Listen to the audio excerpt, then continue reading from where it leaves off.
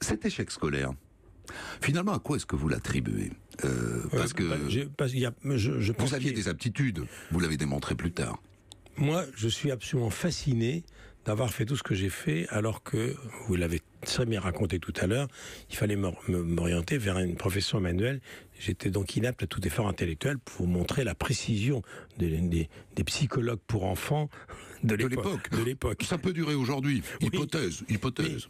Mais moi, je pense qu'il n'y a pas seulement de mauvais élèves, il y a de mauvais enseignants, il y a de mauvais pédagogues. J'ai pas rencontré le déclic avec quelqu'un qui m'a donné envie. Oui, mais 90% des élèves ne rencontrent pas le déclic avec un prof et font quand même ce qu'on leur demande. Ouais, mais non, mais moi j'étais bloqué.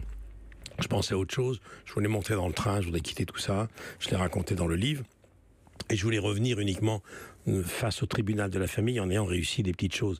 Mais ce qui me fascine, c'est que j'ai une mémoire.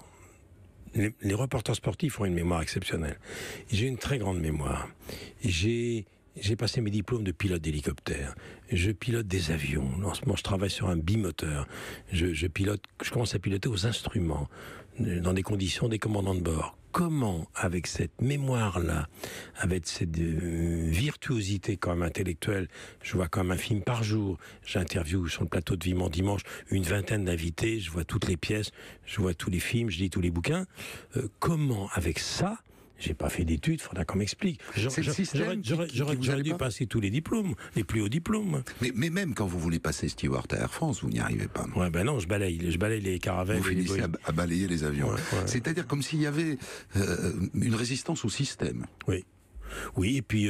un destin plus individuel. Et puis ça s'est débloqué. Le seul problème, ça je le dis à tous les enseignants ou des parents qui nous écoutent, ne rien foutre entre l'âge de 8 ans et 18 ans, je peux vous dire que cette décennie-là, il faut la rattraper.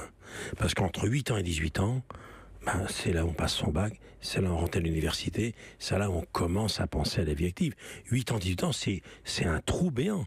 Moi, je rame depuis des années pour combler ce trou de 10 années. Je n'ai rien lu, je n'ai rien écouté, je n'ai rien foutu, j'ai rêvé, je jouais au foot, je courais les filles, j'écoutais la radio, je voulais être Anquetil, je voulais être Fontaine, je voulais être Pelé plus tard, mais rien ne m'intéressait. Et puis, quand le déclic est arrivé, alors là, j'ai dit, on va relever les manches, maintenant, faut que tu t'y mettes. Mais j'avais presque 20 ans.